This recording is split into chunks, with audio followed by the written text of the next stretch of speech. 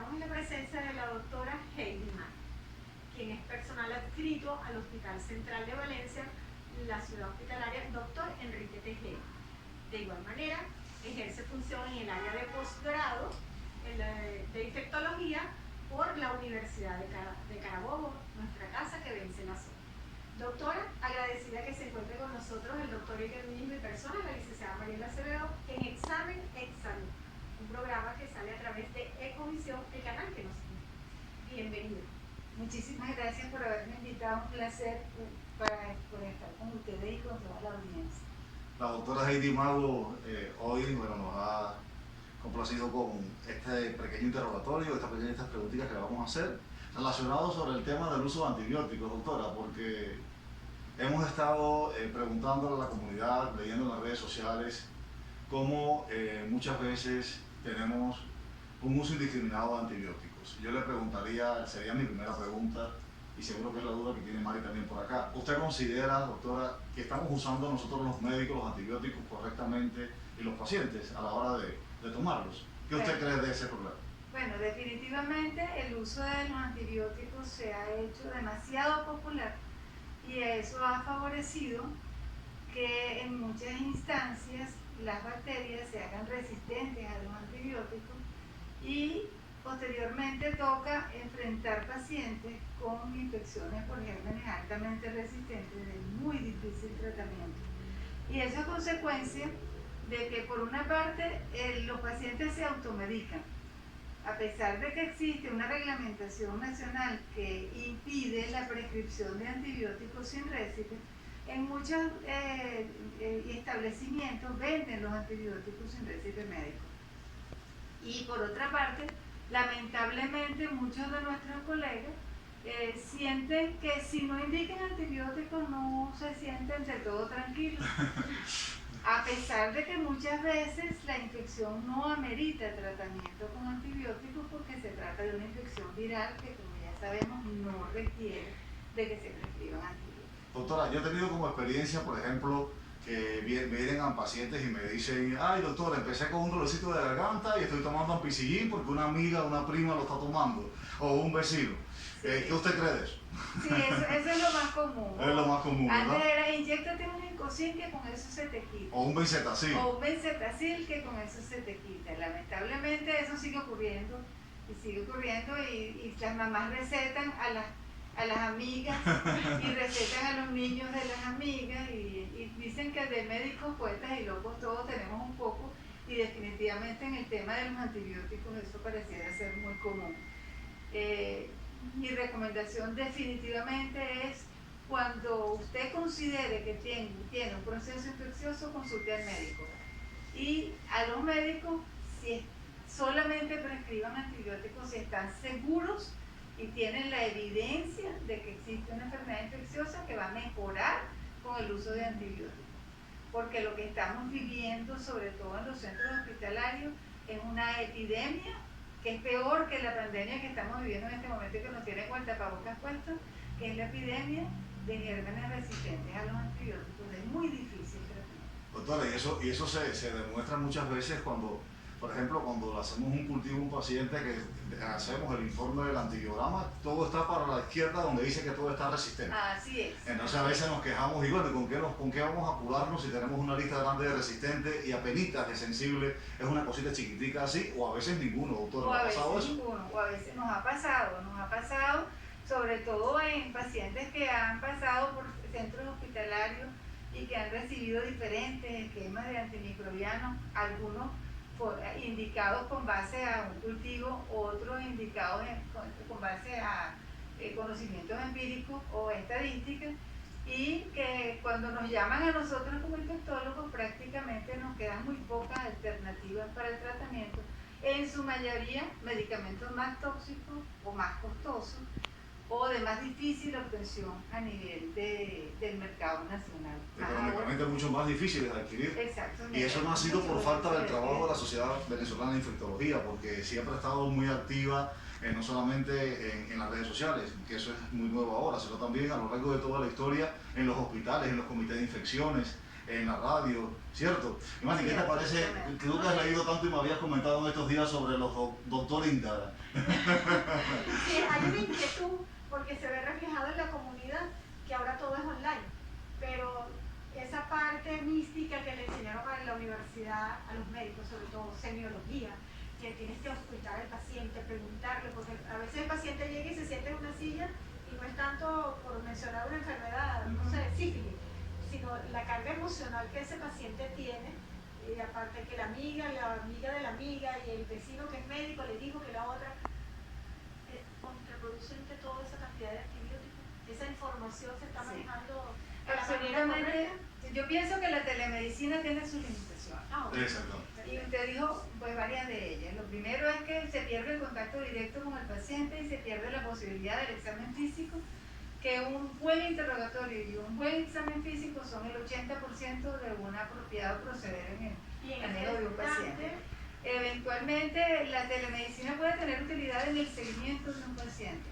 Ya una vez que ya tú lo interrogaste, lo examinaste y tienes bien clara cuál es su historia clínica, que el paciente te mande algunos resultados por internet y que tú puedas tomar algunas decisiones, pero ya habiendo manejado al paciente directamente es una cosa. Otra, muy diferente, es pretender hacer un diagnóstico y un tratamiento, todo por medio de redes sociales. Claro, Me eso- parece que eso tiene muchas limitaciones, por lo menos para los que nos formamos en la vieja escuela.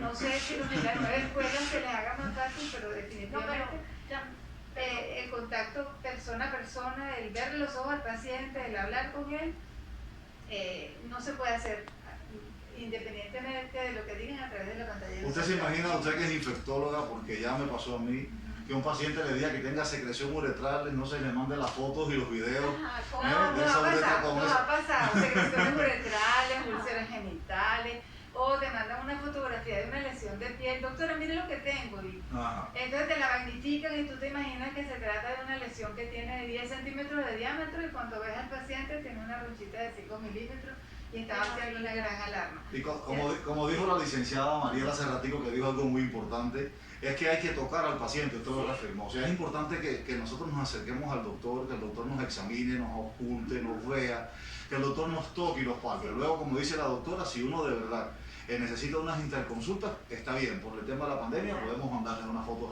al doctor por WhatsApp, pero lo ideal es estar en contacto con el paciente, con las limitaciones y la distancia física para evitar infecciones.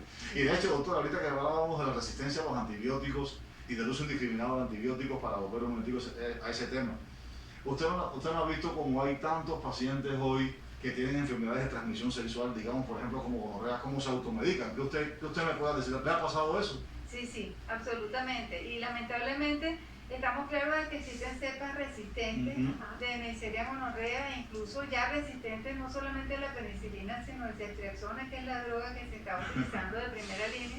Y hay una cepa Nueva Delhi que es resistente también al ceftriaxona. Por lo tanto, el automedicarse en ese tipo de patología puede tener muchísimo riesgo, no solamente de que la enfermedad se complique con una gonorrea, con una enfermedad gonocócica diseminada, sino el riesgo de que contagies esa cepa resistente a otras personas, porque en el acto médico no solamente se incluye la prescripción del medicamento, sino la educación del paciente en la prevención de nuevas enfermedades. Y en el caso específico de las infecciones de transmisión sexual, el promover el uso del preservativo y el uso de medios de barrera para impedir el contagio no solamente de la gonorrea o de la sífilis, sino de otras enfermedades más severas y más difíciles de manejar, como en el caso del VIH o de la hepatitis C. ¿A usted no le parece, por ejemplo, que ahora en medio de la pandemia todo el mundo usa el tapabocas, o la mayoría usamos tapabocas, y sin embargo a las personas a veces se les olvida usar el condón, porque se les olvidó la pandemia del HIV y también se les olvidó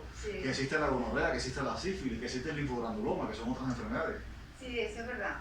Y lamentablemente en el venezolano no tiene cultura de uso del preservativo. Y es muy difícil venderles la idea de que lo utilicen porque no consideran que tengan riesgo.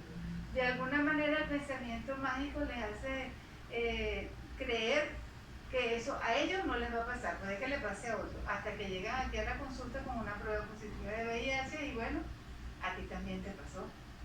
Qué triste, ¿verdad? Qué triste. Qué susto. Cuando Creo se que- hubiera podido prevenir, solamente utilizando, así como usamos el tapabocas, utilizando el preservativo, que de hecho no lo vas a utilizar todo el tiempo, sino que solamente cuando vayas a tener las relaciones sexuales. Doctora, ¿y cómo hacer para llegar con toda esta información de una manera más sencilla? Hay un programa de salud a nivel de la escuela media, por decirlo, el bachillerato, porque esta nueva generación está un poquito desorientada a raíz de todas las mismas situaciones que se viven día a día. Mira, en este momento no sé cómo Ajá. está el programa de educación sexual y de educación en prevención de enfermedades de transmisión sexual en las escuelas medias y en primaria.